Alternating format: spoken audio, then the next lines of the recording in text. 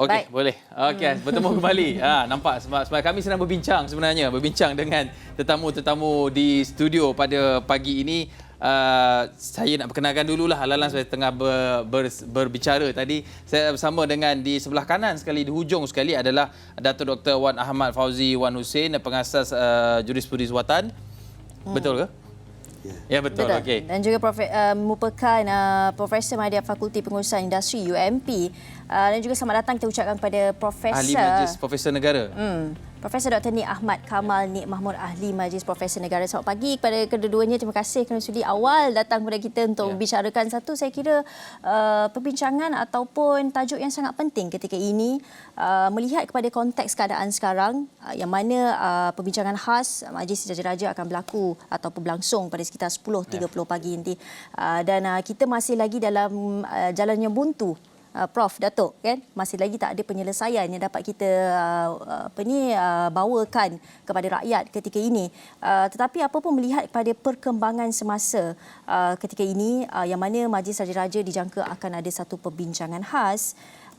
Apa mungkin yang kita boleh faham fungsi Majlis Raja-Raja dalam pembentukan kerajaan ini dan juga apa prosesnya? Mungkin Datuk boleh mulakan. Ya, terima kasih.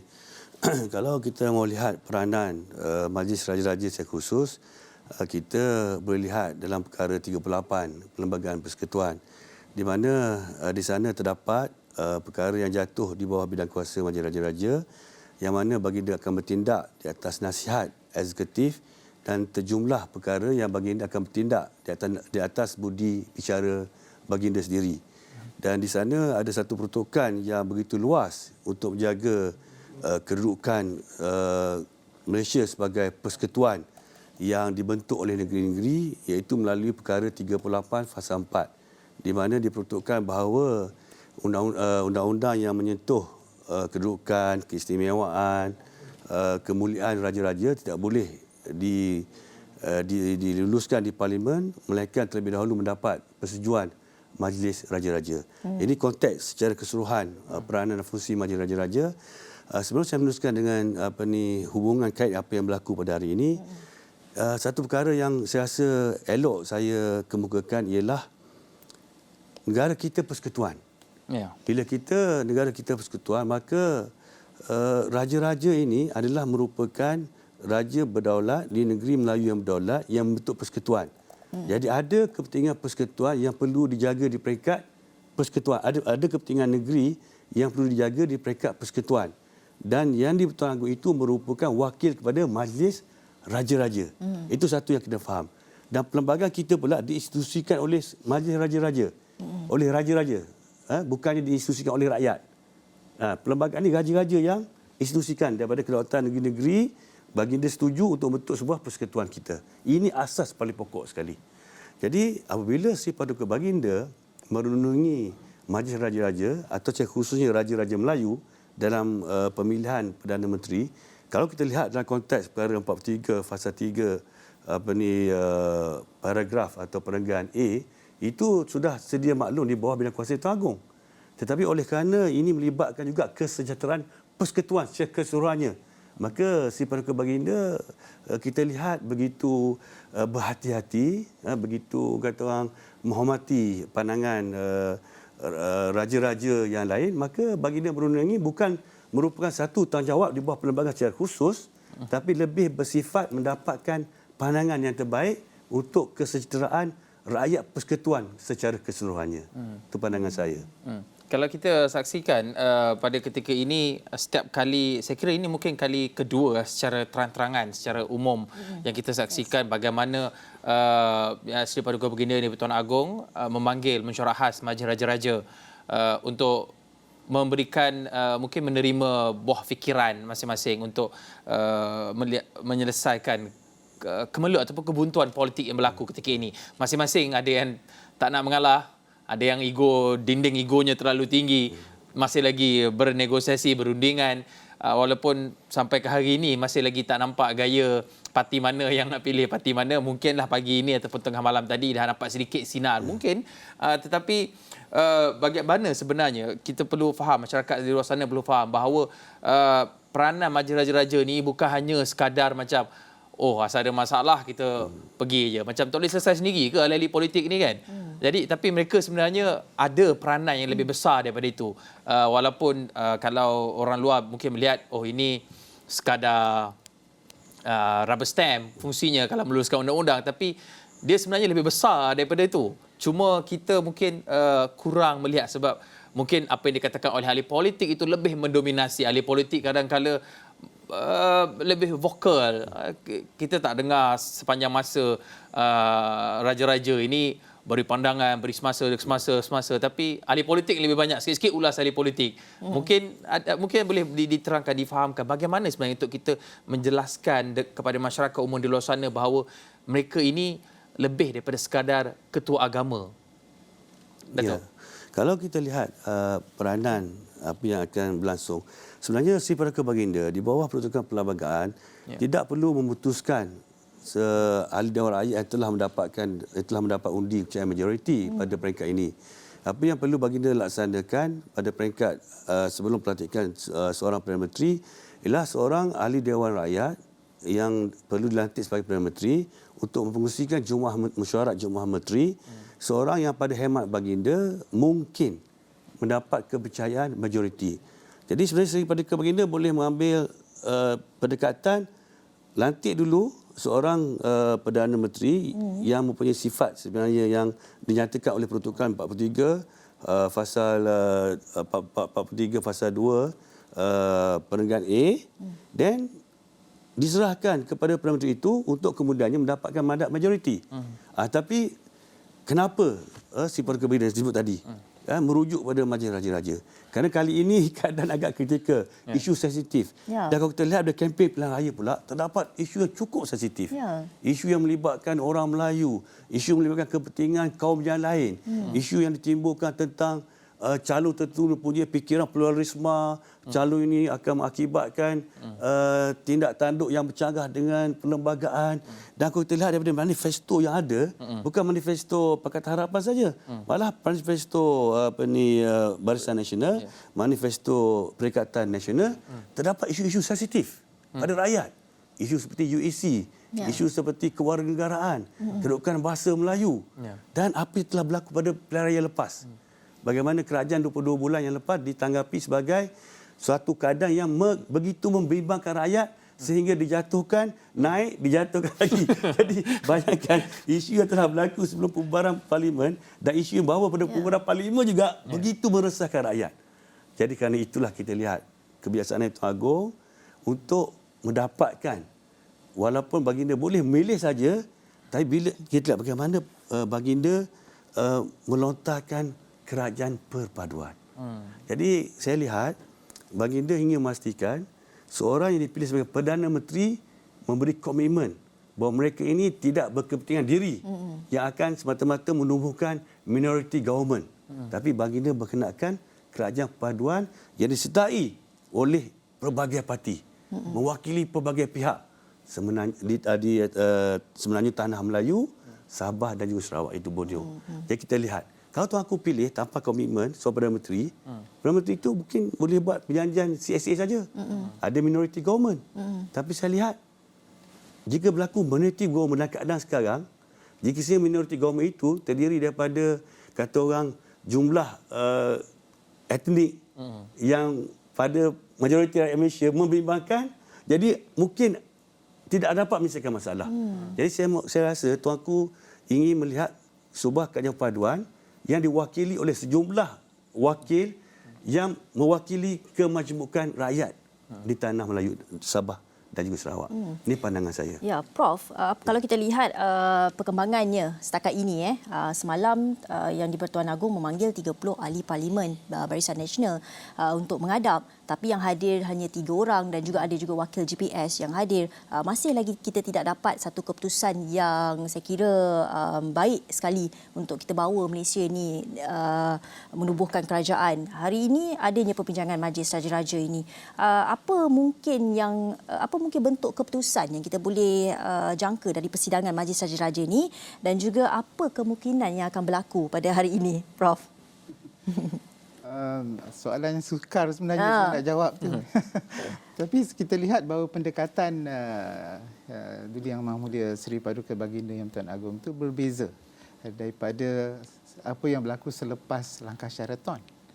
Dan juga selepas jatuhnya Tan Sri Mahyudin Yassin. Ya, pendekatan iaitu memanggil ke istana setiap seorang ahli parlimen. Langkah Sheraton, selepas langkah Sheraton untuk memilih Perdana Menteri masa itu. Ya. Tetapi kali ini tidak. Pendekatan pertama ialah memanggil blok-blok parti yang menang pilihan raya untuk menyatakan adakah mereka punya majoriti. Dan semalam pun walaupun dipanggil 30 ahli Parlimen UMNO, tetapi yang datang cuma wakil. Jadi itu apa yang saya lihat ialah pendekatan bahawa beri keutamaan kepada blok politik yang menang pilihan raya untuk menyatakan apakah sokongan yang mereka ada. Ya, itu saya rasa pendekatannya untuk mengelakkan satu bentuk apa dipanggil sebagai nampak macam perpecahan pada blok politik tersebut. Itu saya rasa yang Tuan Agong tidak mahu melihat. Kerana kalau nampak perpecahan itu nampak nanti tidak ada keadilan di situ. Ya? Sebab parti ataupun ahli parlimen itu bertanding atas nama parti politik, atas nama blok politik, bukan atas individu. Sebab itu diberi keutamaan. Dan saya rasa perbincangan dengan Majlis Hari Raja hari ini akan menuju ke arah itu, iaitu untuk melihat blok mana yang sesuai untuk dilantik sebagai Perdana Menteri dalam konteks mempunyai kepercayaan majoriti yang lebih banyak daripada yang lain. Menarik sebenarnya untuk kita bicarakan peranan Agong ataupun raja-raja institusi diraja ini. Sebab sejak kebelakangan ini kita melihat bahawa setiap pendapat diraikan. Semua orang meraikan, boleh menyuarakan pendapat mereka. Itulah makna demokrasi. Mungkin sedikit riuh, kecoh, tapi itulah demokrasi. Dan perbezaan pendapat itu juga kalau dalam kalangan kita-kita ni mungkin berakhir dengan senyum-senyum, gelak ketawa macam okey tak apa, berakhir berhenti situ, kita move on. Begitu saja. Tetapi apabila ia melibatkan institusi diraja ini, nasihat, dia bukan arahan, dia nasihat. Nasihat institusi daripada institusi diraja ini sering kali dilihat sebagai satu perkara yang mesti dituruti, dan kalau tidak dituruti boleh dianggap sebagai murka. Bagaimana sebenarnya kita lihat ada juga ahli-ahli politik, sejarah Malaysia ini membuktikan ada ahli politik yang begitu vokal sehingga meminda perlembagaan. Saya kira pada zaman Dr. Mahathir Mohamad mendapat 2/3 sokongan ahli parlimen untuk membina perundangan melibatkan raja-raja. Kemudian ada juga yang terbaru kita lihat kenyataan dikeluarkan oleh Tan Sri Mahyudin Yassin, Seri Paduka Baginda mencadangkan, menasihatkan untuk wujudkan kerajaan perpaduan. Beliau nyatakan, ini bukan saya cakap, ini memang beliau nyatakan, dia sign tapi tulis tidak setuju. Dan pelbagai label diberikan sebenarnya. Ini demokrasi, meraihkan pendapat. Tetapi kalau dalam mengikut adat ketimuran kita ini, adat Melayu kita ini, bagaimana kalau kita tidak semestinya sentiasa bersetuju. Macam Jiji terjun, Jiji keluar, terjun bangunan, buat ikut. Bolehlah saya setuju. Taklah boleh begitu. Tapi ada tata cara ataupun tata silanya, hemahnya kita dalam menyatakan perbezaan pandangan itu. Bagaimana sebenarnya? Saya kira ahli politik sedar perkara ini, tapi saya risaukannya ini masyarakat di luar sana ini bagaimana? Sebab sampai ada dah kena tangkap sekarang ni. Datuk. Okey. Pertama, kita kena faham bahawa sistem demokrasi di Malaysia bukanlah bersifat mutlak sistem demokrasi Westminster di England. Kerajaan kita telah wujud ratusan tahun. Dan kalau kita lihat dari sudut confederation, kesultanan, empire, kita mewarisi elemen yang ada pada Kesultanan Melayu Melaka. Walaupun akhirnya selepas pelabuhan kota Melaka dijajah oleh Portugis, tapi negeri Melayu masih intact. Kedaulatan Raja-Raja Melayu masih berdaulat dan merdeka ketika itu. Walaupun berlaku kerjasama, peperangan dan sebagainya, kemudian kerjasama dengan Inggeris, mencampuri haiwan negeri Melayu. Tapi kita lihat asas pembinaan negara kita ini berlandaskan kepada constitutional development, perkembangan perlembagaan. Bukannya kita bermula pada tahun 1957. Jadi apabila kita menerima demokrasi, dia terdapat perkara yang lebih tinggi daripada demokrasi itu. iaitu kedaulatan Raja-Raja Melayu dan keluhuran perlembagaan. Dan kalau kita lihat ada aspek sistem demokrasi yang dikatakan ialah kebebasan bersuara, memilih pemimpin. Jadi demokrasi di Malaysia ni sebenarnya apa? Itu kita dah faham. Yang pertama, demokrasi, istilah tu pun tak ada dalam perlembagaan kita. Ya. Istilah demokrasi tiada dalam perlembagaan persekutuan. Tiada dalam undang-undang tubuh kerajaan negeri. Sebab demokrasi itu bermaksud kedaulatan rakyat. Rakyat berdaulat, rakyat kuasa tertinggi. Sedangkan dalam konteks perlembagaan kita, kedaulatan terletak pada Raja-Raja Melayu. Dia peruntukkan oleh perkara 181 Perlembagaan Persekutuan. Tertakluk kepada peruntukan perlembagaan ini, kedaulatan. Ayat dia, kedaulatan, prerogatif, kuasa dan bidang kuasa dan prerogatif, kuasa dan bidang kuasa pembesar-pembesar memerintah di Negeri Sembilan di bawah wilayah mereka masing-masing sebagaimana yang telah ada dan dinikmati sehingga kini adalah tetap dan tidak terjejas. Apa maksud tetap dan tidak terjejas? Sebab itu kalau kita nak tengok pentafsiran perlembagaan, kita tengok legal history, dokumen.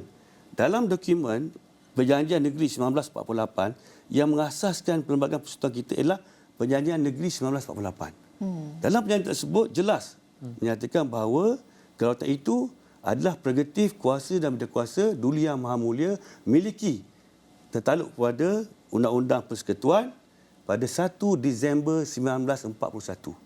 Sebelum perjanjian Harriet Michael dan juga Japanese Occupation. Maksudnya apa? Kedaulatan Raja Melayu ini tidak tersentuh oleh berlakunya Melayu Union dan juga pendudukan Jepun. Jadi apa bentuk kedaulatan negeri Melayu? Dinyatakan dalam laporan Jawatankuasa Kerja Perlembagaan 1946 bertarikh 18 November bahawa kedaulatan di setiap negeri Melayu hendaklah kekal pada diri Duli Yang Maha Mulia raja di setiap negeri itu mengikut adab Melayu. Jadi kalau ikut adab Melayu itu apa? Adab Melayu ini bersandarkan kepada Kitabullah.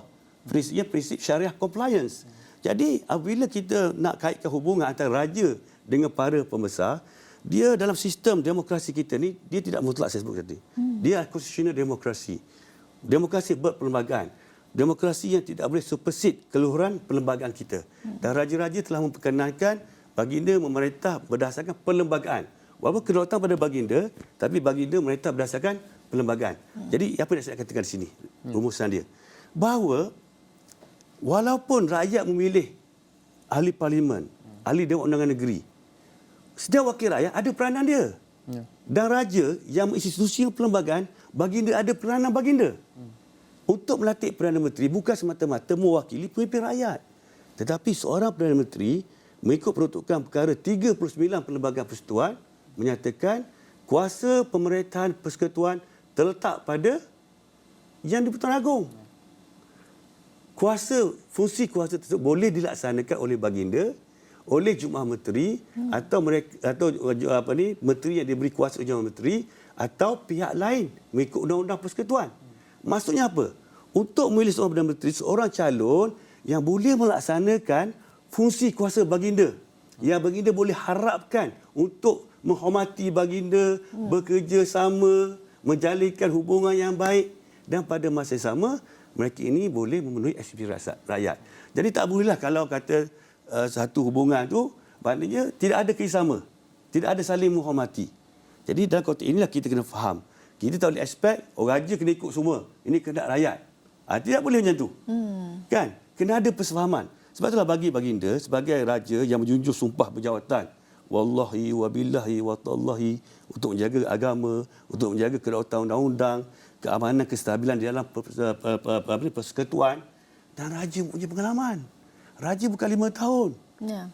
Bayangkan Sri Paduka Baginda Pertuan Agong menjadi raja muda sejak tahun 1974 lagi. Tempoh dia tu dah pernah jadi pemangku raja. Kalau politik mungkin dia jadi Perdana Menteri barulah sepenggal, dua penggal paling lama macam Tuan Mahathir. Kan? Tapi raja seumur hidup. Dan baginda merundingi majlis raja-raja. Tapi dalam konteks sekarang ni merundingi raja-raja Melayu kan? Ya. Tidak melibatkan governor, kan? Tidak melibatkan proses mesyuarat secara formal. Dan raja-raja lain mempunyai peranan. Kenapa tuanku mengambil langkah sedemikian? Kerana isu berlaku ni besar. Ya. Isu yang berlaku hari ini, rakyat berpecah belah. Masing-masing ada idaman masing-masing. Dan idaman pula, dia tidak dalam kerangka perlembagaan persekutuan. Ada idaman tu dah luar kerangka persekutuan, tak nak ikut perlembagaan. Macam Cik Hakim tadi. Kan? Nak pindah pula, sikit nak pindah perlembagaan. Kita tidak melihat penyelesaian dalam kerangka perlembagaan. Tapi kita melontarkan setiap perkara nak pindah perlembagaan. Jadi di manakah pembinaan negara bangsa kita? Jadi disebab inilah kita kena faham, apabila Tuanku menitahkan kerajaan perpaduan, ada sebab dia.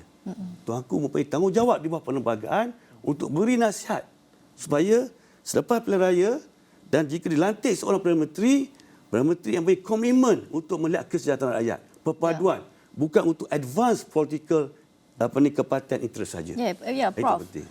Bercakap mengenai kerajaan perpaduan seperti apa yang dikatakan oleh Datuk tadi. Kita memang sekarang ni semua pun ke arah itu. Bila kita orang buat, bila kami di Syurga Awam ni membuat poll, rata-rata rakyat lebih 61% bersetuju untuk adakan satu unity government. Itu merupakan satu langkah yang sangat besar kalau kita betul-betul lakukan di dalam Malaysia. Pertama kali dalam negara kita. Tapi apakah itu unity government? Apakah itu minority government? Adakah ianya ada in konflik dengan akta akta anti lompat parti ketika ini? Sebab kita ada satu persoalan mengenai akta anti lompat parti tu. Orang bertanya, adakah seseorang individu tu boleh menyatakan sokongan kepada gabungan lain atau bagaimana? Itu menjadi satu persoalan dekat sini. Dulu mungkin dah biasa untuk menyatakan sokongan walaupun berada di pihak pembangkang, tapi sekarang ni bila ada akta anti lompat parti, adakah dia in konflik dengan kerajaan perpaduan yang nak kita adakan dan minority government yang nak kita adakan? Konsep kerajaan itu banyaklah kan. Kita tahu konsep yang kita paling mudah ialah apabila tamat pilihan raya, sebuah gabungan parti politik telah berjaya mendapat undi paling banyak. Jadi dia jadi kerajaan, dilantik Perdana Menteri. Tapi dalam konteks hari ini kita lihat bahawa terbanyak alternatifnya sebab tidak ada sebuah gabungan parti pun yang ada majoriti. 112 tu simple majority. Timbullah isu minority government atau kerajaan minoriti, dan yang paling banyak ditekankan ialah kerajaan perpaduan, unity government, yang saya pun lihat awal ni pun ada buat survey dan memang ramai yang bersetuju cuma dalam konteks akta ataupun undang-undang anti lompat parti itu ia satu yang baru, tetapi jurus ataupun apa yang dibawa oleh kerajaan lepas tu ialah mewujudkan satu undang-undang yang tidak begitu keras atau tidak terlalu keras dan tidak terlalu liberal. Saya rasa tengah-tengah, iaitu kalau kita nak keras tu macam ataupun yang strict tu macam di Bangladesh, kalau keluar parti atau kelompak parti ataupun nyatakan sokongan pada parti lain, automatik hilang kelayakan kursi. Ataupun di Singapura pun agak strict juga. Cuma kita tidak begitu. Kita tidak begitu. Kita ada kecualiannya. Lompat parti itu jelaslah keluar parti, masuk parti lain ataupun jadi bebas ataupun ataupun dipecat oleh parti. Tapi dalam konteks hari ini kita lihat ada ahli dewan ataupun ada ahli parlimen yang dipilih itu telah mengatakan sokongan pada gabungan parti lain. Jadi adakah itu tergolong dalam lompat parti? Saya baca YB Azalina punya pandangan bahawa kalau menyokong gabungan parti lain kerana parti politik itu dimaksudkan sebagai termasuk gabungan parti politik, maka dengan sendirinya hilang. Sebab dia menyokong dengan menandatangani SD, menyokong gabungan parti lain. Saya anggap itu satu moot point sebenarnya. Sebab kita hanya dapat penyelesaian pada isu ini apabila ia dibawa ke mahkamah. Mahkamah tafsirkan, barulah ia tafsiran yang mengikat. Tapi siapa pun boleh memberi tafsirannya. YB Azalina pun boleh, saya pun boleh, Datuk Wan pun boleh, sesiapa pun boleh. Tapi saya melihat bahawa terdapat saya panggil sebagai ketidakperjelasan di situ, kerana ia tidak jelas, memang tidak jelas dan dianggap sebagai loophole kepada undang-undang tersebut, iaitu kalaulah seorang itu menyokong parti lain tapi masih lagi dalam partinya, katakan di parlimen mengundi parti lain, ya, adakah itu melompat parti? Tapi kita lihat secara keseluruhan tu melompat parti itu jelas keluar parti. Adakah seorang ahli parlimen yang menyokong melalui SD ke atau mengundi di parlimen menyokong parti lain itu lompat parti? Dia masih lagi ahli parti tersebut. Jadi dalam konteks ini saya rasa perlu ada tafsiran yang jelas nanti oleh mahkamah, ataupun undang-undang itu dipindah lagi untuk memberi penjelasan. Itu baru satu, ada banyak lagi yang kita boleh bincangkan. Saya menarik sebenarnya sebab saya ada dapat sesalinan fail daripada bahagian hal ehwal undang-undang Jabatan Perdana Menteri JPM berhubung dengan Akta Anti Lompat Parti ini. Ada beberapa kekeliruan di sini. Pertama, kalau kita lihat, saya rasa ini pun mungkin juga menimbulkan persoalan dalam kalangan kita sebab dia perlu disekalikan dengan perlembagaan parti itu sendiri. Ada yang kata digugurkan keahlian dan dipecat itu mempunyai walaupun konotasinya dua perkataan yang berbeza tapi konotasinya hampir sama tapi implikasi perundangannya berbeza. Digugurkan cease to be a member dan juga dipecat daripada parti itu dua perkara yang berbeza, dan ini juga yang saya masih lagi terawang-awang macam mana sebenarnya sampai ada pimpinan ahli politik yang berani cakap saya rela dipecat. Adakah kerana beliau rela dipecat kerana beliau tahu undang-undang itu ada loophole-nya untuk beliau gunakan, ataupun sebenarnya memang perlu ada flexibility dalam undang-undang seperti ini sebab bayangkan dalam perundangan ini menyatakan bahawa individu mungkin terpakai Akta Anti Lompat Parti, tapi kalau secara en bloc dia tidak terpakai. Bayangkan kalau perundangan bahagian itu disebutkan secara en bloc juga terpakai. Maksudnya kita berhadapan dengan political deadlock ini sampai bila-bila. Jadi bagaimana untuk kita memberi penjelasan pemahaman sebab dia pendek kata bahasa muda dia ahli politik ni licik. Licik. Sangat licik. Bijaklah bahasa yang lebih indah, bijak. Bagaimana untuk kita memahami Akta Anti Lompat Parti ini agar ia sebenarnya dapat mengekang ketidakstabilan kerana asasnya ia diwujudkan ini langkah Sheraton, tarik sokongan dan sebagainya macam-macam lah sejak PRU 14 itu puncanya nak mengekang. Tapi kalau ada pun tapi ada loophole juga, maksudnya ada kemungkinan juga perkara yang sama boleh berulang. Prof Nik? Kalau dalam mentafsir undang-undang ni, mahkamah dia ada formula dia sendiri. Formula yang biasa digunakan ialah membaca undang-undang secara literal. Apa yang dimaksudkan dalam perkataan dalam undang-undang itu digunakan. Maksud dictionary itu digunakan. Kalau kapal terbang lah maksudnya. Tidak boleh ditafsirkan dengan cara lain. Jadi kalau kita lihat kecualian dalam perkara 49A itu, kecualiannya dua yang utama ialah pertama, jika beliau lompat parti hilang lisan kerusinya. Kedua, kalau dipecat hilang. Tapi ada kecualiannya. Kecualiannya kalau ia dalam satu gabungan parti politik, kemudian gabungan itu telah bertukar masuk pada gabungan parti lain, maka ia bukan lompat parti. Kedua, kalau dipecat, ia bukan lompat parti. Jadi kalau ia menyokong parti lain, adakah ia dianggap sebagai telah melakukan lompat parti? Adakah hanya terlucut ahlinya? Saya terbacalah satu perbincangan tentang isu ini ialah katakan kalau ada parti politik dia meletakkan dalam perlembagaan parti politik itu satu peruntukan mengatakan sesiapa dalam parti politik ini kalau dia menyokong parti lain dalam bentuk apa jua tapi masih lagi ahli parti dianggap telah terlucut keahliannya. Adakah peruntukan itu sesuai dan selaras dengan perlembagaan perkara 49A. Secara umumnya ialah ultra vires ataupun melebihi kuasa yang ditetapkan di undang-undang. Jadi dalam konteks ini, apakah tafsiran yang perlu diberikan? Kalau kita lihat secara tafsiran undang-undang yang lain adalah cara melihat pada objektif undang-undang tersebut. Objektifnya untuk menghalang ahli parlimen lompat parti. Itu objektif yang utama sebab kita telah melalui zaman beberapa kali pilihan raya ada saja lompat parti.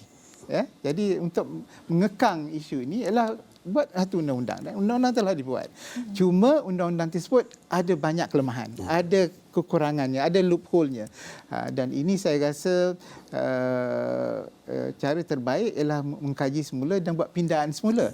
Tapi saya rasa kerajaan yang akan datang ni mungkin tidak akan membuat pindaan serta-merta, mengambil masa lah.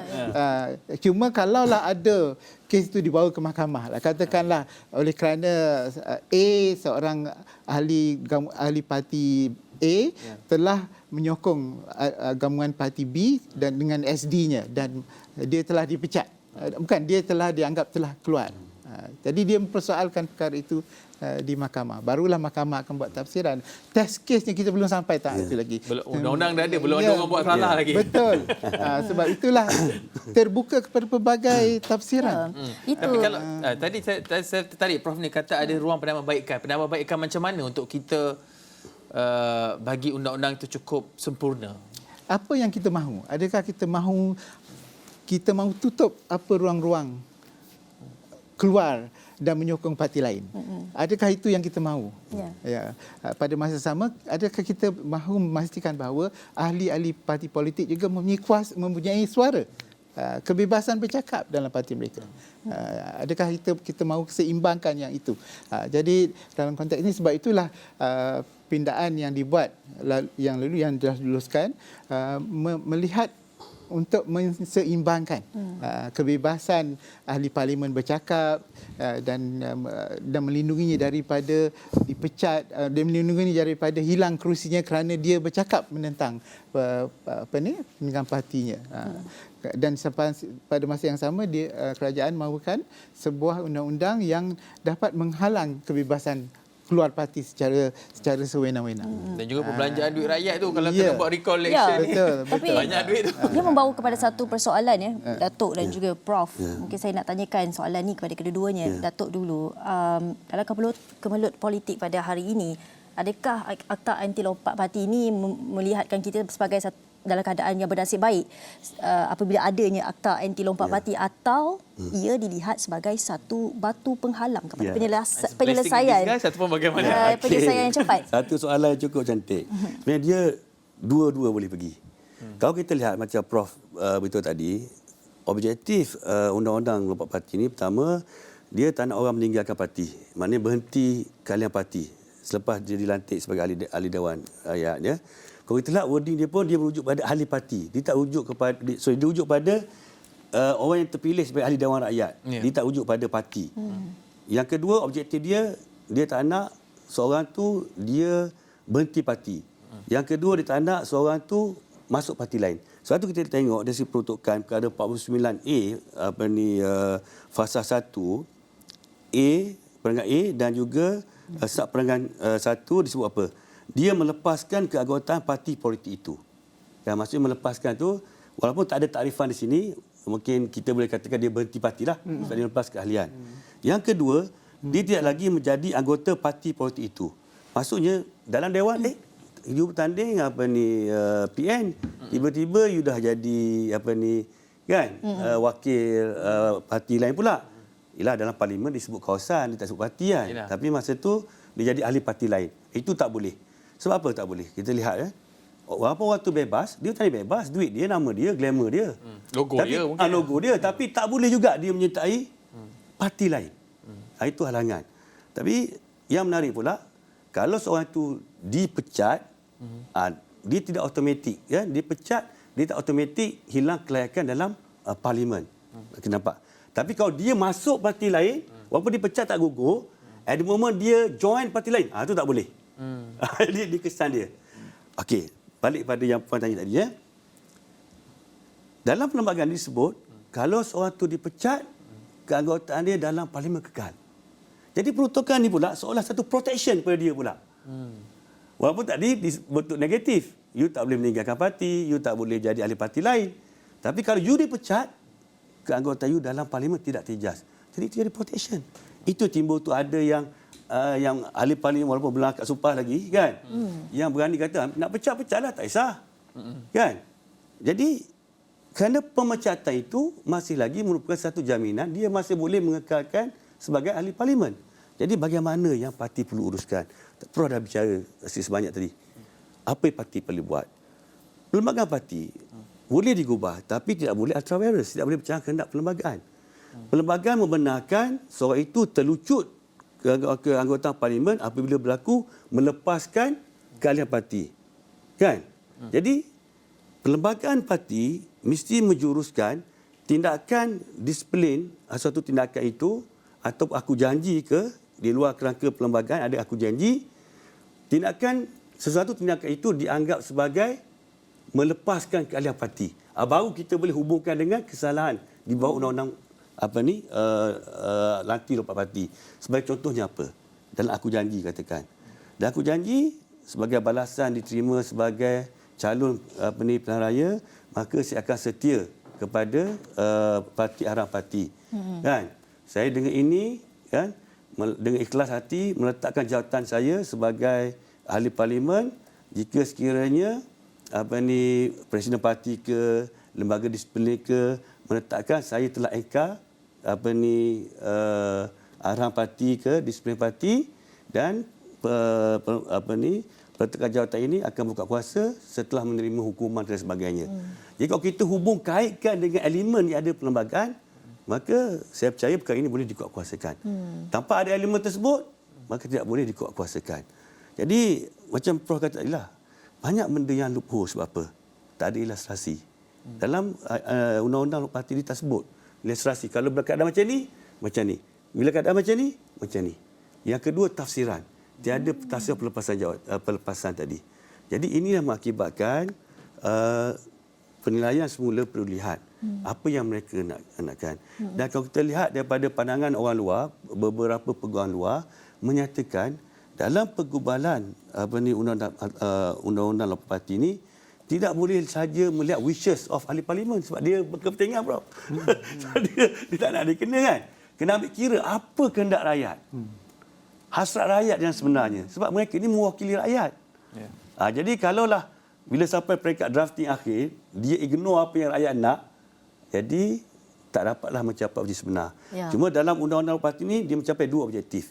Yang pertama, seorang ahli parti itu tidak boleh berhenti daripada parti dia bila telah dilantik. Yang kedua, seorang itu tidak boleh menyertai parti lain. Jadi dua objektif ini tercapai. Isu lain memang tak dapat diadres. Bagaimana Prof melihat? Saya cuma nak tambah sikit daripada Datuk Wan tadi. Sebut tentang terlucut ahli kepartian, ahli parti. Adakah terlucut ahli keahlian itu sama dengan pemecatan? Itu yang saya rasa YB Azalina cuba utarakan itu. Mengatakan bahawa terlucut itu sama dengan dipecat. Jadi kalau lucut itu sama dengan pecat, maknanya dia tidak hilang kerusinya. Jadi dalam konteks ini, sebab itulah tafsiran-tafsiran ini nampak macam tidak jelas. Tak jelas. Dan boleh dibahaskan dan mengatakan bahawa ini adalah tidak tergolong dalam konteks pelucutan ataupun dalam konteks hilang kerusi. Jadi maknanya kalaulah ahli parlimen itu dari satu gabungan parti politik tapi telah menyokong gabungan lain dengan cara menandatangani SD misalnya. Kalau dalam hujah YB Azalina bahawa itu adalah telah keluar parti.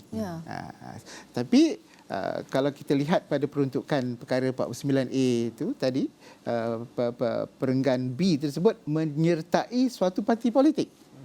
Maknanya keluar dan menyertai. Adakah beliau dengan tanda tangan SD beliau telah menyertai parti politik lain? Itulah yang saya nak tanyakan juga, Prof. Apa mungkin relevannya SD bila kita dah ada akta anti lompat parti? Sebab PN Perikatan Nasional sebelum ini berapa kali sebut mereka dah terima SD. Malah Datuk Sri Hamzah Zainuddin pun cakap satu lagi SD kita dah terima. Sedangkan kita tahu akta lompat parti ini dah pun dikuat kuasakan.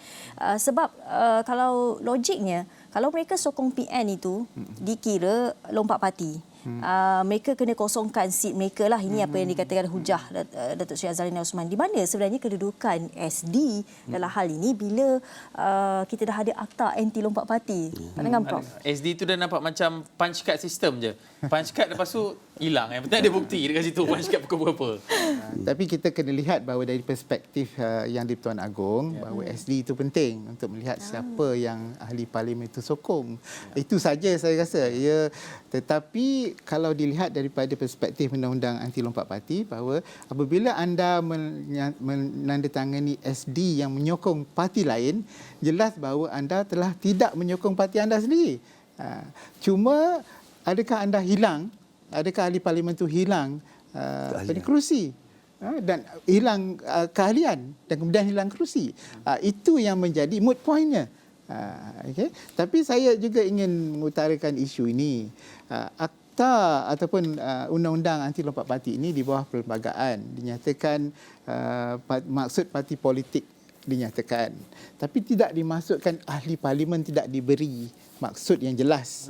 Jadi maksud ahli parlimen itu, kalau saya merujuk pada Tan Sri Ais Yatim, beliau mengukuhkan satu isu undang-undang yang menarik, iaitu selagi ahli yang dipilih itu belum mengangkat sumpah di parlimen, beliau belum lagi menjadi ahli parlimen dalam konteks undang-undang ahli parlimen di bawah perkara 49A. Jadi di situ timbul lagi satu hujah mengatakan selagi saya belum mengangkat sumpah, saya boleh menyokong mana-mana dan saya tidak tergolong dalam ahli parlimen yang melompat parti. Jadi itu adakah juga loophole yang kita boleh trace kat sini?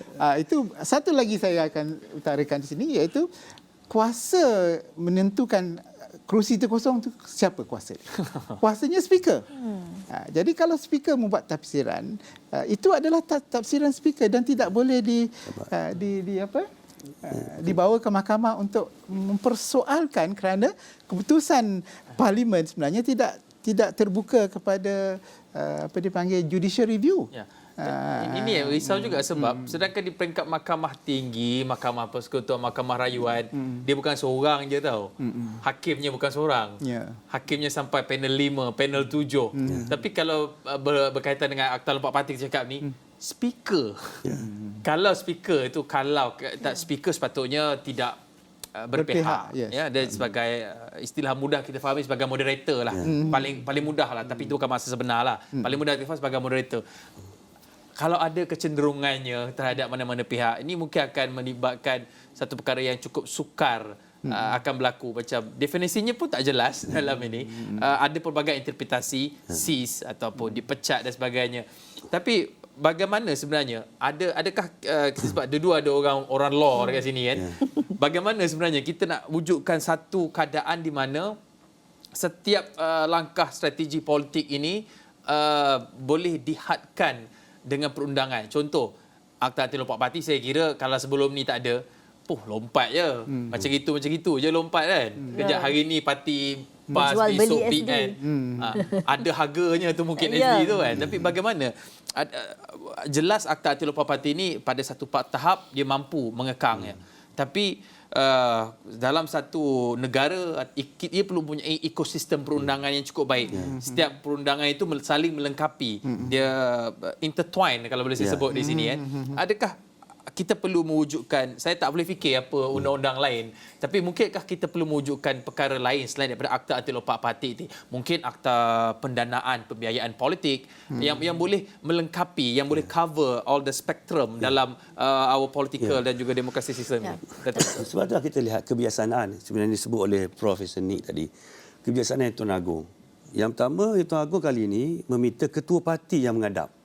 Bukan amalan seperti dulu, setiap ahli parlimen datang. Seorang naik bas. Seorang. Sebab Tuanku melihat dalam konteks kestabilan pada hari ini, dan ketua parti itu penting sebab dia dipilih dalam mesyuarat agung dan dia memfungsikan atau mengetuai parti masing-masing. Jadi setiap sokongan yang nak diberikan adalah melalui parti. Sebab kalau kita lihat bagaimana sekiranya senario, walaupun kita lihat berlaku kepada satu parti yang bawa SD, ahli parti lain, MP yang lain. Kalau perkara berlaku pada parti dia macam mana? Kalau berlaku parti orang ni macam mana? Apa perasaan? Bila kita mempunyai satu kepentingan, mungkin kita rasa itu betul. Tapi kalau berlaku pada diri kita macam mana? Kita kena tengok balik. Dan bagaimana perkara boleh berlaku? Macam mana seorang MP parti lain boleh menyerahkan sokongan kepada pemimpin parti lain? Adakah tiada habuan sesuatu? Ini presumption. Bukan satu tuduhan, tapi dari segi ini boleh menimbulkan pandangan, tomahan dan sebagainya. Jadi oleh sebab itulah kita lihat titah tuanku yang dilaksanakan oleh speaker, disampaikan speaker kepada parti menjemput ketua parti. Itu satu sudut. Yang kedua kita lihat tanggungjawab ahli parlimen. Ahli parlimen dia bukan sahaja bertanggungjawab kepada parti dia. Tetapi bila dilantik sebagai ahli parlimen, dia bertanggungjawab pada perlembagaan. Sebab itulah dia diwajibkan bersumpah sebelum melaksanakan tugas sebagai ahli parlimen, ikrar sumpah untuk melihara, mempertahankan dan melindungi perlembagaan persekutuan. Jadi mempertahankan perlembagaan lebih tinggi daripada kewajipan mereka untuk mempertahankan perlembagaan parti. Jadi sebab itulah dalam konteks ini kita lihat ada exception, pengecualian kalau orang itu dipecat dari parti. Cuma saya pernah mencadangkan dalam pemecatan ini sama ada gugur tak gugur keahlian dalam parlimen, kita kena serahkan kepada mahkamah. Sebab sama ada sebab pemecatan itu adakah valid atau tak valid dari sudut dia sebagai seorang ahli parlimen. Mungkin dia dipecat kerana dia mempertahankan perlembagaan dan parti dia mempunyai aspirasi yang bercanggah dengan perlembagaan. Jadi kalau dia pecat kerana dia mempertahankan perlembagaan, dia perlu diperlindungi oleh perlembagaan. Tetapi kalau dia pecat kerana disiplin lawan parti, tak setuju bagi sokong lain, itu bagi saya wajar. Jadi pada saya kata berlaku pindahan. Saya setuju kata Prof ni. Kita mesti semak balik, berlaku tambah baik dan aspek ini perlu diwujudkan supaya tanggungjawab ahli parti kepada partinya ada batasan. Kerana ahli parlimen, ahli jumlah menteri, kehakiman sebagainya bersumpah untuk melihara, melindungi dan mempertahankan perlembagaan. Jadi konteks ini kita kelas secara keseluruhan. Macam tadi cadangan Perdana Parti, ya kena lihat. Dari sudut Perdana Parti banyak isu dan kita kena baca secara bersama dengan statut yang lain. Tidak boleh kita melihat satu aspek saja. Itulah kata orang objektif. Dan balik pada tadi, apa objektif? Sebab bila ada ambiguity, kesamaran, mahkamah akan ambil approach purposive manner, interpretation. Kan? Kalau keadaan jelas, literal interpretation penting. Apa definisi ditafsirkan oleh mahkamah. Tapi oleh kerana dah ada kesamaran, mahkamah boleh pergi pada purposive approach. Apa sebenarnya niat ahli parlimen itu ketika diubah. Balik pada yang dikemukakan oleh Puan tadi kan. Apa guna SD itu? Dalam hari ini kita lihat SD yang Tuanku Agong request daripada parti untuk memastikan bahawa ahli parti itu bersama dengan ketuanya menyokong siapa sebagai Perdana Menteri. Kan? Dalam konteks itu bukan menyentuh dasar yang lain. Jadi ini juga menarik. Kenapa perlu SD kan? Itu lebih bersifat administratif. Sebab akhirnya Seri Paduka Baginda tidak perlu pun untuk membuktikan bahawa Baginda melaksanakan pemilihan ni lantik si Anu biasanya sebagai Perdana Menteri kerana dia telah mendapat undi majoriti. Tak perlu. Tuanku kata better, pada hemat better, si Anu bin si Anu mungkin mendapat undi majoriti. Cukup. Tak boleh dipersoalkan. Kerana ini jatuh di bawah perkara 40 Fasal 2 Perenggan A Perlembagaan Persekutuan. Terjumlah adalah budi bicara Seri Paduka Baginda Tuan Agong. Non-justiciable. Tak boleh dibawa ke mahkamah sekalipun. Ini lebih menunjukkan sifat keterbukaan tuanku, berwibawa tuanku, kan? Jiwa besar tuanku. Itu saja sebenarnya. Dan itu membawa kepada persoalan juga, Prof. Itu kita cerita pasal Akta Anti Lompat Parti, mereka yang keluar daripada parti, objektifnya mengekang daripada mereka ni keluar parti sesuka hati. Tapi bagaimana apa jadi kepada MP yang dah tak sehaluan dengan pendirian parti? Apa yang boleh MP lakukan? Apa yang boleh dilakukan oleh ahli parlimen ini dalam konteks ketika ini kan? Pelbagai boleh terjadi, ada yang menyatakan serongan kepada parti A, gabungan B dan sebagainya. Tapi apa yang mereka boleh lakukan sebab kita dah ada Akta Anti Lompat Parti ni? Yalah, sebab itulah kalau dipecat, dia dilindungi, kursinya tidak hilang, dia boleh terus bertanding. Kalaupun dipecat, perkara 48 Fasal 6. Dulu disebut bahawa kalau dipecat ataupun dia hilang kelayakannya, maka dia tidak boleh bertanding 5 tahun. Sekarang ni telah dimansuhkan. Jadi maknanya kalau dipecat, kalau ada PRK, maka dia boleh bertanding lagi. Jadi itu adalah konsesi lah ya kepada tu. Tapi saya bersetujulah dengan soalan tu kerana bagaimana kita selesaikan isu tentang hak seorang ahli parti itu bercakap bertentangan dengan kehendak parti atau memberikan pandangan yang berbeza ya. Ini saya rasa menandatangani SD untuk gabungan parti lain itu satu menunjukkan pandangan yang berbeza ya. Di situlah pentingnya dipanggil kebebasan bercakap dalam parti dan tidak mengikat seorang ahli parti tersebut untuk menyuarakan pendapatnya. Tetapi ada hadnya. Kalau isu-isu berdasarkan isu-isu utama, misalnya menyokong parti atau tidak menyokong, itu saya rasa fundamental. Tidak boleh dibenarkan bertentangan dengan pada atas dasar bahawa telah menjadi konsensus parti tersebut bahawa mereka akan menuju ke arah ini dan tidak akan menuju ke arah lain. Jadi kalau ahli parti yang tidak bersetuju, terbaik untuknya ialah meletak jawatan. Ya. Kalau tidak, maka akan timbul masalah besar kepada gabungan parti. Jadi letak jawatan, seat dia masih ada. Kalau dia letak jawatan, habislah. Melepaskan. Kena buat pilihan raya. Pilihan raya. Duit lagi, tanding lagi, kempen lagi. Yalah, isunya ialah ataupun poin utama ialah kalau dah bersetuju di peringkat parti isu fundamental, sokongan siapa, beri sokong pada siapa, maka saya rasa tidak sesuai atau tidak eloklah kalau dia bertentangan. Itu saya rasa itu isu fundamental yang parti mempunyai hak kepada ahlinya. Ya. Cuma tadi puan tanya pasal Menteri Besar. Mungkin saya boleh tambah sikit penjelasan yang Prof bagi. Kalau Menteri Besar ni mudah sikit sebab parti boleh arahkan ahli kalau adun yang parti tu untuk buat undi tak percaya pada Menteri Besar itulah. Kalau dilanggar arahan parti. Kan? Jadi Presiden atau MKT kalau UMNO lah. Kalau PAS Jawatankuasa Pusat kan. Boleh mengarahkan adun partinya buat undi tak percaya kepada Menteri Besarnya sendiri. Kerana telah melanggar arahan parti. Itu boleh dilaksanakan. Dia ada ruang untuk nak maneuver macam mana nak lakukan. Boleh lagi. Dan saya menarik sebenarnya. Tadi sebelum ni Datuk Wan ada sebut mengenai peranan institusi diraja ni. Okey. Kita tak boleh nafikan sejak PRU 14 langkah Sheraton tarik balik sokongan 12 MP tarik sokongan terhadap Tan Sri Muda Yassin, minat terhadap politik dalam kalangan rakyat Malaysia ni cukup tinggi, meningkat. Lebih-lebih lagi waktu kita berhadapan dengan PKP pada ketika itu. Duduk rumah tak buat apa, tengok TV, bayar handphone. Tetapi minat dan kecenderungan politik itu juga bermakna mereka ini terdedah kepada manipulasi, disinformation, misinformation. Saya nak melihat kepada generasi-generasi baru dan juga platform media sosial ini.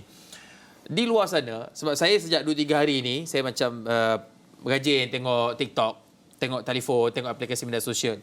Ada pelbagai salah faham, disinformation, misinformation.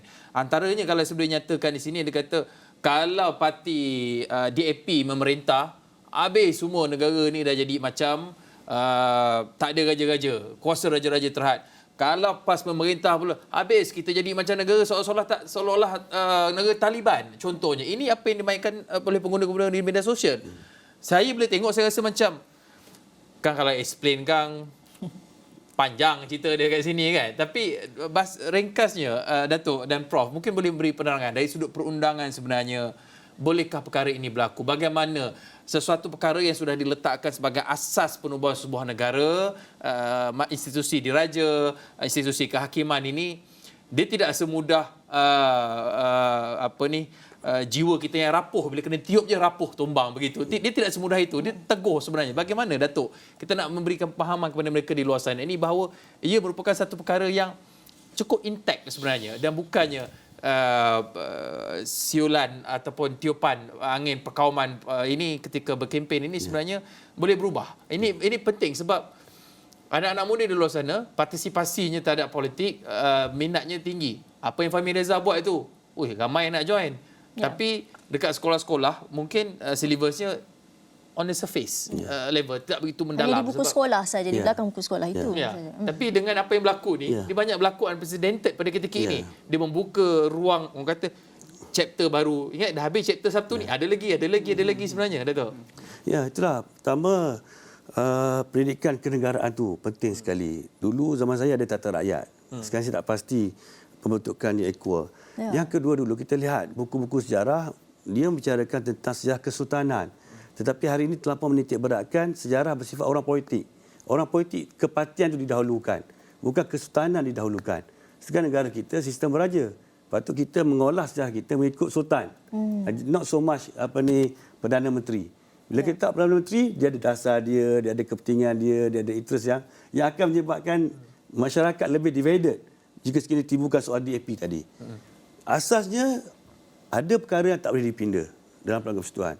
Mesti mendapatkan majlis raja-raja. Jadi dalam konteks pergubalan perundangan di negara kita, parlimen tidak mutlak.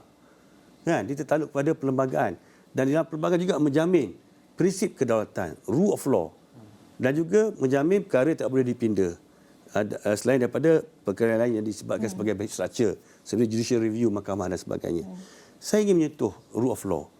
Hari ini, ramai orang sebut pasal rule of law. Kedaulatan undang-undang. Tapi apa sebenarnya kedaulatan undang-undang itu? Ini satu isu yang perlu difahami kepada rakyat.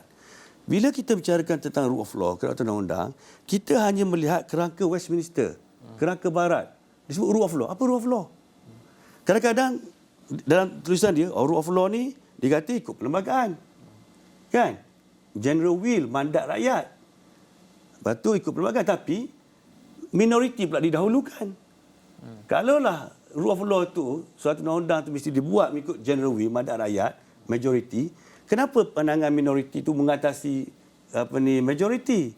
Yang kedua, ada juga peruntukan perlembagaan pula yang jelas termaktub, kononnya bercanggah dengan basic structure luar daripada India dan sebagainya. Jadi question mark. Yang ketiga, adakah rule of law di Malaysia ini menerima kerangka dikotomi, kerangka barat? Sedangkan kita lihat, saya sebut tadi, saya baca peruntukan perlembagaan. Kedaulatan negeri Melayu adalah mengikut adab Melayu. Kalau ikut adab Melayu, apa dia? Berprinsipkan agama. Sebab itu Islam sebagai agama persekutuan. Islam adalah agama negeri. Jadi Islam itu merupakan prinsip kedaulatan negara kita. Jadi bila Islam sebagai prinsip kedaulatan negara kita, ada ideologinya. Sebab itulah Venter, pakar juris, telah membahaskan sistem perlembagaan terdiri daripada 3. Pertama, falsafah. Yang kedua, doktrin. Yang ketiga, prinsip. Dia mesti menjelaskan 3 aspek ni. Apa kerangka undang-undang negara kita? Kalau kita lihat pada legal history kita, pada dokumen perundangan, sebenarnya pastikan kepada patuh syariah, kedudukan Islam. Tapi Islam bukannya yang difahami oleh kata orang mengikut persepsi. Islam kita lihat dengan tata cara Islam. Jadi berbalik pada tadi, adakah kita boleh buang bila DAP perintah? Sebab tidak boleh. Sebab kita ada kerangka kita. Sama perintah dia mesti takluk pada perlembagaan. Tetapi isu pula penguatkuasaan. Kita ada undang-undang, kita ada eksekutif, kita ada pihak yang menguatkuasakan. Jadi perlunya semua pihak bermain melaksanakan fungsi dan tugas masing-masing. Bila ada satu pelanggaran, kuat kuasa undang-undang, jangan dibiarkan. Kita ada kenegaraan, tapi sejauh mana kita bawa ke bawah. Di saat-saat sentimen perkauman dimainkan, sentimen kebencian dimainkan ketika ini, di mana sebenarnya kefahaman rakyat itu perlu diletakkan supaya tak adanya kembali sejarah-sejarah dahulu yang berulang, yang sejarah hitam dalam negara kita tu, Prof. Saya rasa di samping pendidikan yang perlu di peringkat bawah hingga ke universiti lah. Saya rasa yang penting memainkan peranan ialah ahli politik itu sendiri. Kalau ahli politik membawa satu pendekatan yang berlainan, yang tidak selaras dengan perlembagaan itu sendiri, tidak mengutamakan kepentingan kedaulatan undang-undang keluruhan perlembagaan itu, maka sukarlah, sebab rakyat lebih rapat dengan ahli politik berbanding dengan cikgu misalnya, ya, dalam konteks ini. Saya rasa di samping itu kerajaan memainkan peranan juga supaya memberi penjelasan jelas, memberi penjelasan yang mendalam tentang isu agama, isu kaum dan sebagainya.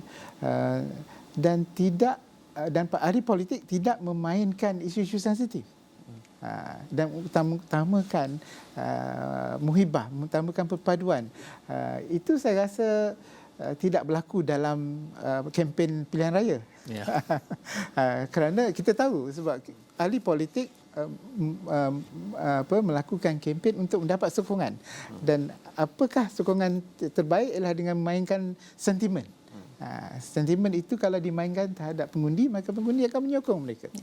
Itu saya rasa sukarlah kalau kita untuk mencapai satu tahap di mana rakyat peka tentang kepentingan undang-undang, keluruhan perlembagaan dan kedaulatan undang-undang itu. Itu saya Adakah rasa, sampai tahap ahli-ahli politik yang berkempen menakut-nakutkan, fear mongering? Exactly. Ya. Yes. Bagaimana sebenarnya? Ini mungkinlah kita daripada sudut pandangan perundangan lah, kedua-duanya. Bagaimana kita nak bergerak ke harapan ni? Terutamanya melihat kepada cara kita berkempen, cara-cara orang-orang politik ni kadang bercakap seolah-olah macam tak tengok buku perlembagaan je dia bercakap. Macam apa yang ditafsirkan itu seolah-olah dalam ilusi ataupun halusinasi minda di seorang saja. Bagaimana sebenarnya, Datuk Prof, kita nak bergerak ke hadapan ni supaya akhirnya nanti apa yang disebutkan itu, apa yang disebutkan dalam Perlembagaan Persekutuan ini, orang dah tak boleh nak manipulate lagi dah nak cakap.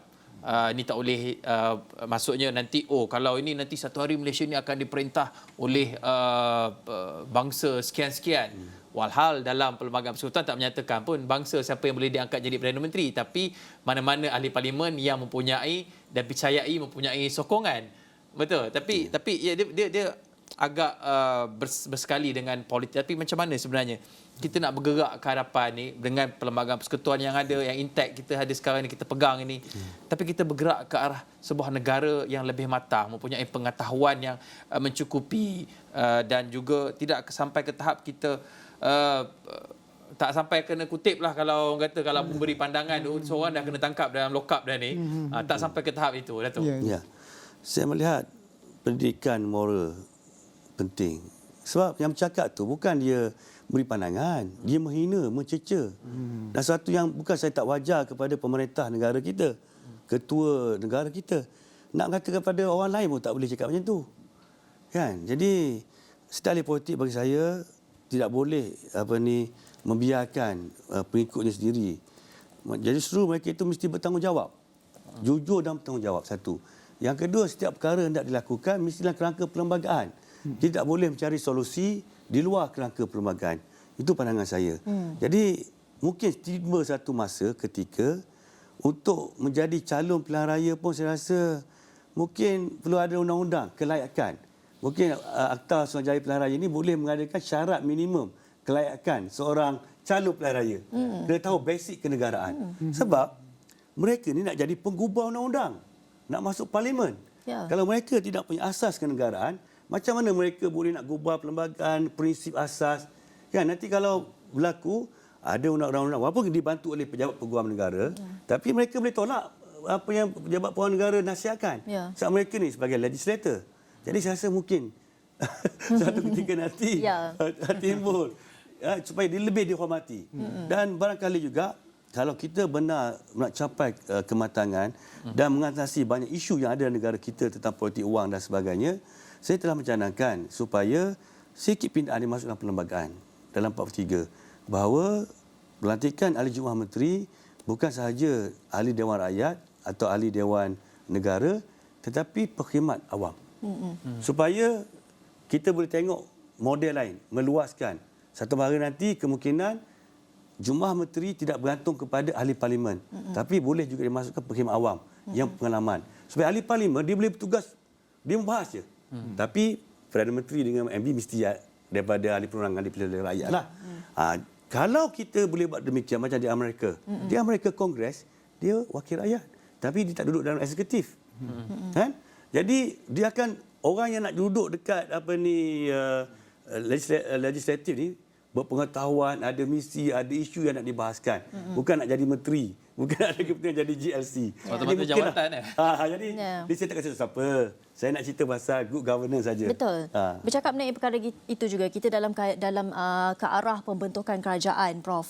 Satu-satunya jenis kerajaan yang disebut dekat sini yang diwawarkan adalah kerajaan perpaduan. Saya nak tarik balik pada keadaan sekarang ini. Benda ini ataupun perkara ini adalah perkara yang tidak asing di luar negara, kerajaan perpaduan. Tapi adakah ia merupakan satu model yang baik untuk negara kita?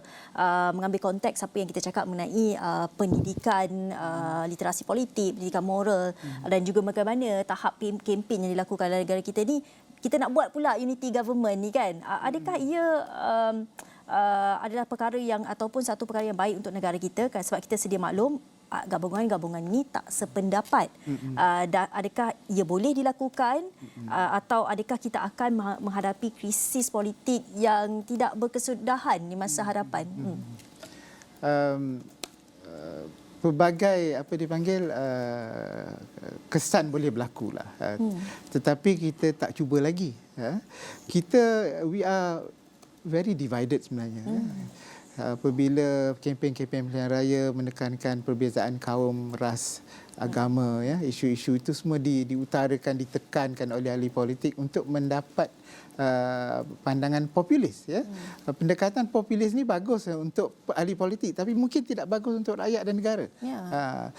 Dan saya anggap bahawa kalaulah kita boleh berfikir tentang menamatkan semua ini, we are divided. Saya teringat itu Prof Mansur pun ada datang di sini dan bercakap tentang we are divided. Kita sukar untuk bersama sebab memang telah jadi akar umbi pembahagian division itu.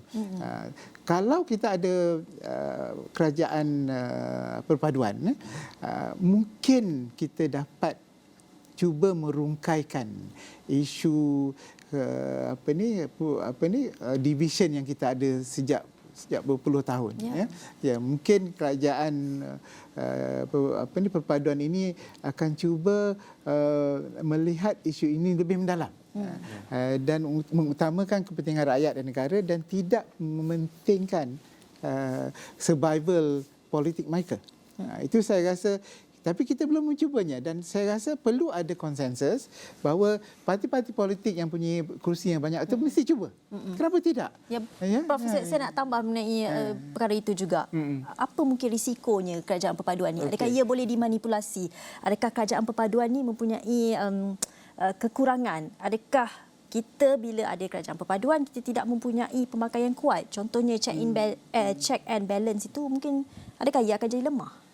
Kerajaan perpaduan berbeza kerana gabungan parti itu mempunyai polisi hala tuju yang berbeza.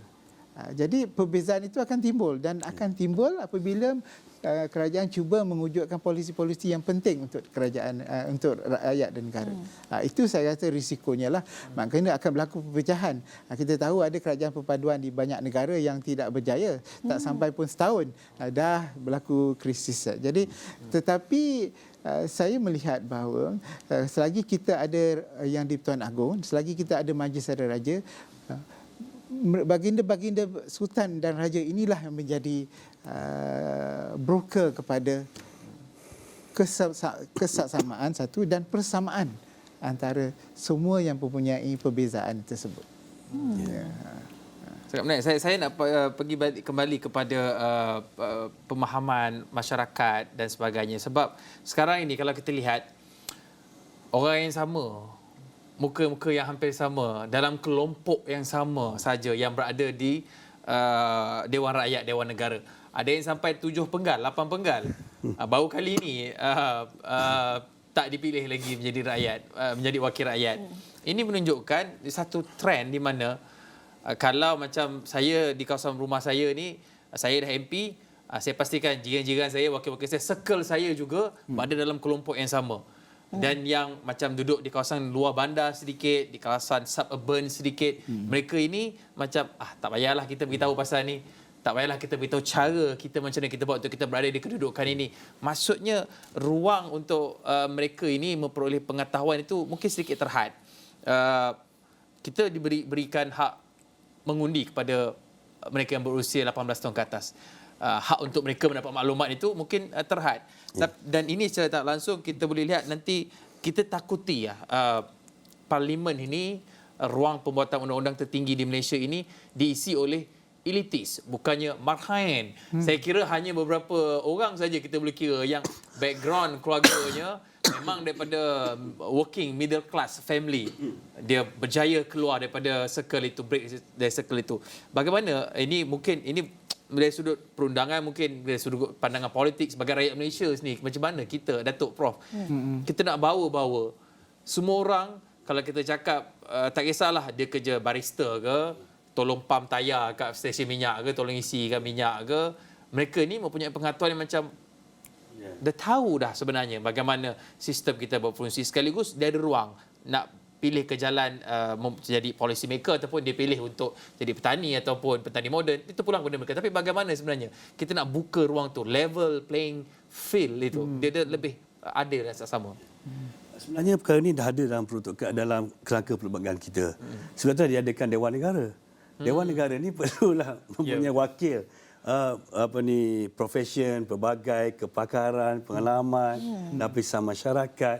Di samping dia mempunyai wakil-wakil daripada negeri. Sebab kita merupakan sebuah persekutuan. Di negeri mempunyai wakil. Isu yang berbangkit adalah, saya pernah juga suarakan isu ni, ialah kalau boleh pelantikan ahli Dewan Rakyat yang dilantik oleh Sri Perdana Menteri Agong tidak di atas nasihat eksekutif. Biarlah ada Suruhanjaya untuk tujuan profession ni, orang Suruhanjaya yang beri nama. Untuk Suruhanjaya macam ni, orang badan ini yang beri nama. Bukan semuanya pergi pada Yang Berhormat Perdana Menteri. Sebab Perdana Menteri dia ada dah orang dia di lower house ataupun Dewan Rakyat. Jadi di peringkat Dewan Negara ni yang mewakili kepakaran. Sebab Dewan Negara pun dia hanya boleh menunda undang-undang saja. Dia tak boleh pun kata orang memberi kata akhir putus. Jadi apalah kira ni dalam peringkat Dewan Negara, kita biar ada suara berbeza, tak ada masalah. Untuk kita mendengar pandangan, mendapatkan input yang baik dan sebagainya. Jadi mekanisme tu sebenarnya sudah ada. Yang kedua, yang kita lihat tadilah, andai kata satu masa dibenarkan perkhidmat awam tu boleh duduk dalam Jumlah Menteri. Mereka terlatih, berpengalaman.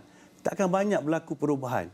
Dan ahli parlimen ni tak ramai orang berebut ahli parlimen. Sebab dia boleh bercakap je. Tak boleh jadi menteri. Siapa yang ada kepentingan mungkin dia akan bercakap. Kena buat kerja je. Buat kerja je. Gaji bagi naik. Tak apa, gaji 50,000 ahli parlimen. Tapi dia buat kerja. Bagi peruntukan sama. Setiap ahli parlimen dapat peruntukan 3 juta katakan. Tak kira perbankan ke apa. Dia berkhidmat untuk rakyat. Lepas tu kerajaan peruntukkan mana yang ofis kerajaan pejabat daerah kan, pejabat tanah ke pejabat daerah ada ruang pejabat tu, bagi kat dia orang. Jadi dia part of the system. Jadi dia mewakili kepentingan rakyat. Bukan dia duduk situ nak jadi menteri. Jadi duduk situ, okey, rakyat bagi apa? Okey, you bercakap. You cakap. Jadi saya rasa ini insya-Allah kalau ada keterbukaan kita, bukan setakat kita nak buka, nak pindah pelbagai. Kita lihat isunya apa sebenarnya. Apa permasalahan kita yang berlaku.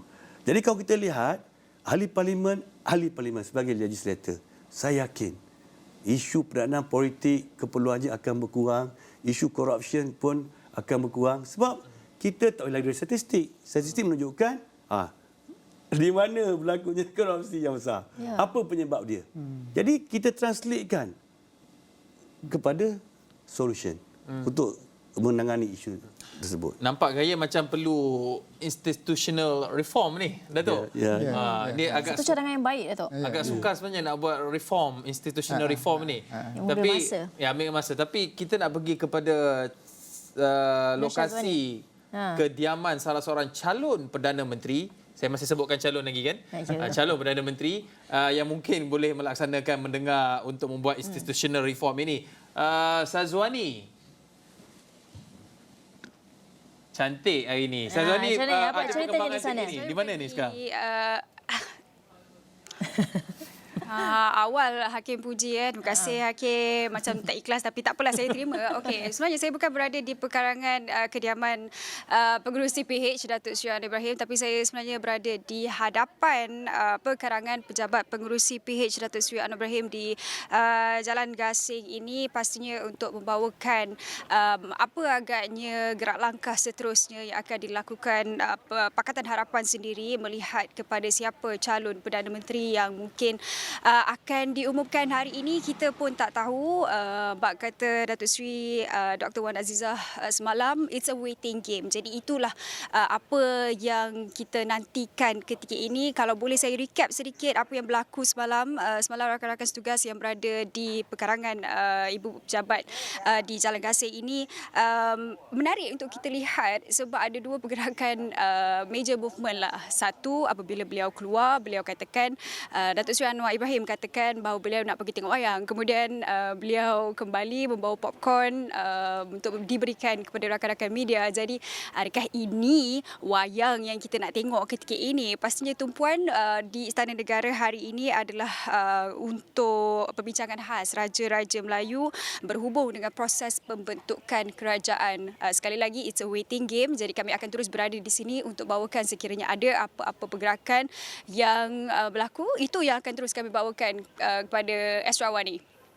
Baik, kita harapkan adalah buah tangan sikit Syazwani hasil daripada menunggu di hadapan rumah Datuk Seri Anwar tu. Apa pun kita akan bawakan depan pejabat Datuk Seri Anwar tu. Tapi apa pun kita akan bawakan perkembangannya sejurus baik saja kita dapat berita-berita baharu. Baik, kita dah hampir ke penghujungnya. Saya nak bertanyakan juga soalan kepada kedua-duanya. Ada lagi? Saya tak ada. Syazwani boleh berehat sekejap tapi tak apa. Kita kalau hari ini kita ada Syazwani di hadapan pejabat pengurusi PH.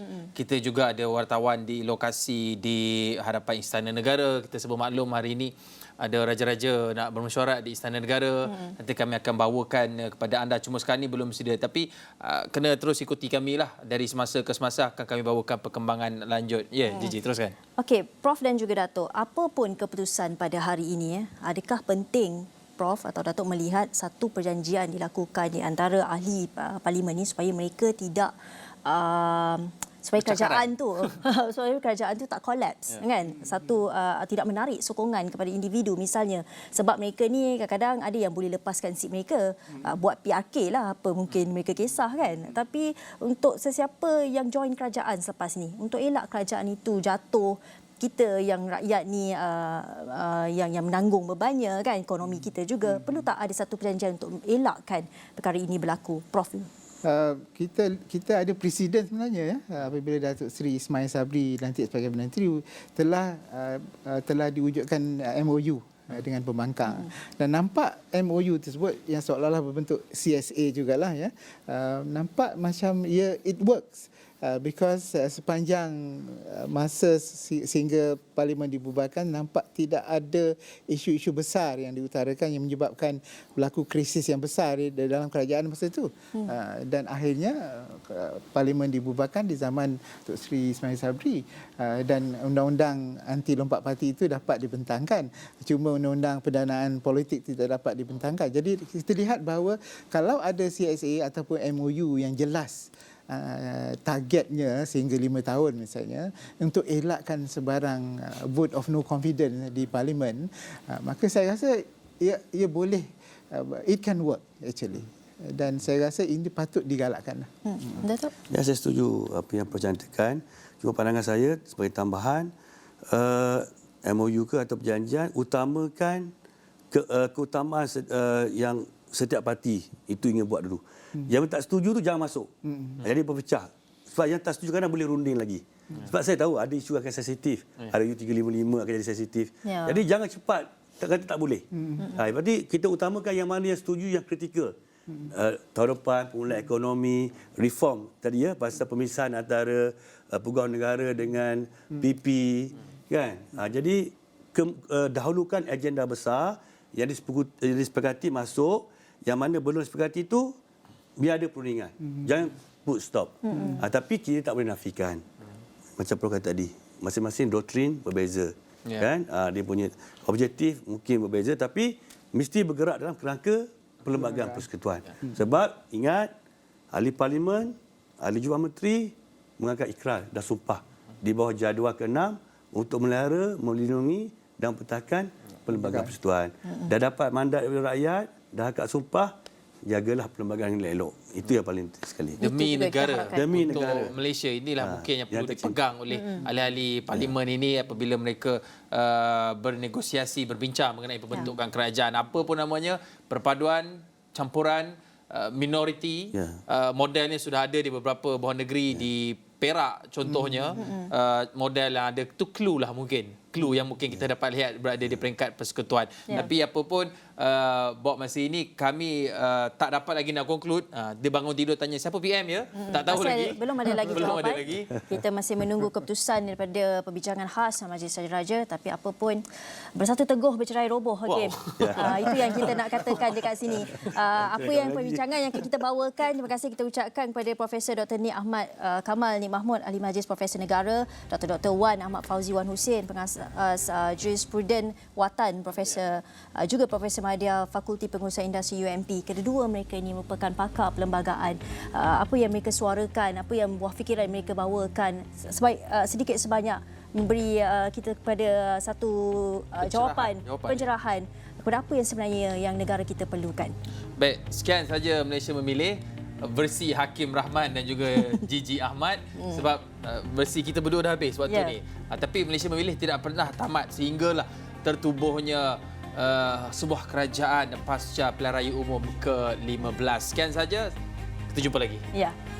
Terima kasih Datuk. Terima kasih Prof.